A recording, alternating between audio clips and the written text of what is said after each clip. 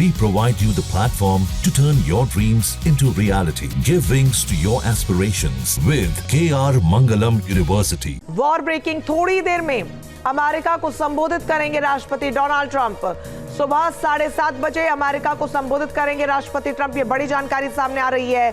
हमले को लेकर संभवतः जानकारी दे सकते हैं। अमेरिका के समय अनुसार ये रात 10 बजे संबोधन होना है और भारत समय अनुसार ये सुबह 7:30 बजे, यानी कि अब से तकरीबन 1 घंटे का समय बचा हुआ है जब अमेरिका को संबोधित करेंगे डोनाल्ड ट्रंप।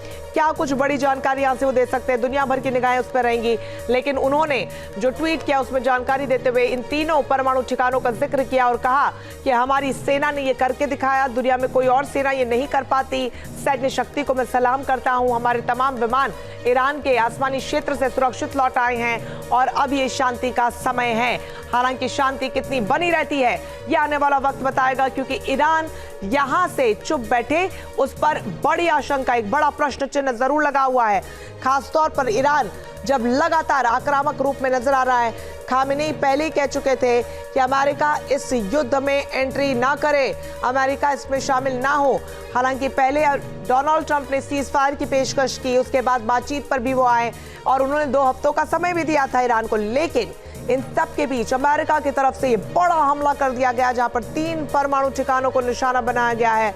तस्वीरें आपको दिखा रहे हैं। फोर्डो परमाणु ठिकाना, इस पर हमले की तस्वीरें जहां पर पूरी तरीके से ध्वस्त हो चुका फोर्डो का ये ठिकाना आप देखिए कि धूं धूं कर जलता हुआ इन तस्वीरों में साफ तौर पर नजर आ रहा है।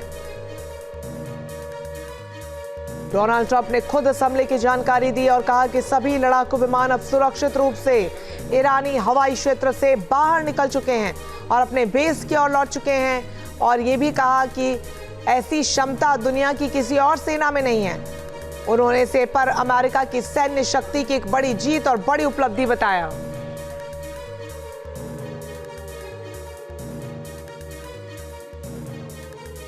चलिए एक बार फिर से रुक करते हैं हमारे सहयोगी मधुरेंद्र जी का। मधुरेंद्र जी, अमेरिका और इजराइल अब साथ में हमलावर हो रहे हैं। ऐसे में अब ये जंग आगे बढ़ती है तो ईरान कितना टिक पाएगा?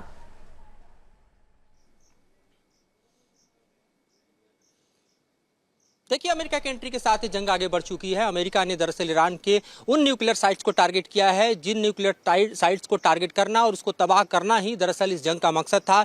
इजराइल ने ईरान पर इसीलिए हमला किया था क्योंकि इसके पीछे इजराइल की ये वजह रही थी कि ईरान जिस तरह के न्यूक्लियर प्रोग्राम्स को आगे बढ़ा रहा है, जिस तरह से वेपन्स ऑफ मास डिस्ट्रक्शन को बढ़ा रहा है, जिस तरह से वेपन्स ऑफ इजराइल डिस्ट्रक्शन को आगे बढ़ा रहा है, उसे अब रोकना होगा। और इसी मकसद के साथ इजराइल ने सीधे तौर पर आप देखिए तो ईरान पर हमला किया था और तकरीबन 8 दिनों तक युद्ध चलने के बाद अमेरिका की इसमें एंट्री हुई है। और खास तौर पे आप देखिए जो फोर्डो का साइट है, ये ऐसा साइट है जहां पे दरअसल हमला करना इजराइल के बस की बात नहीं थी। और इसलिए नहीं थी क्योंकि यहां पर जो समूचा न्यूक्लियर प्रोग्राम्स हैं वो पहाड़ के नीचे खास तौर पे टनल्स में चल रहे थे, जिसको अटैक करने के लिए, जिसको डिस्ट्रॉय करने के लिए जिस तरह के टनल बस्टर बम चाहिए वो दरअसल इजराइल के पास नहीं थे। लिहाजा नेतांज और इस्फहान पर तो लगातार इजराइल हमले को अंजाम दे रहा था, लेकिन फोर्डो को टच नहीं कर पा रहा था। और ऐसे में अमेरिका की एंट्री के साथ अमेरिका के बॉम्बर्स ने न सिर्फ फोर्डो बल्कि नेतांज और इस्फहान पर भी बम बरसाए हैं, जिसकी पुष्टि खुद अमेरिकी राष्ट्रपति कर चुके हैं। जहां भक्ति है हर शब्द में, कथाओं में छिपे हैं दिव्य रहस्य और ज्योतिष देता है जीवन को दिशा। धर्म से जुड़ी हर बातों को जानने के लिए हमारे चैनल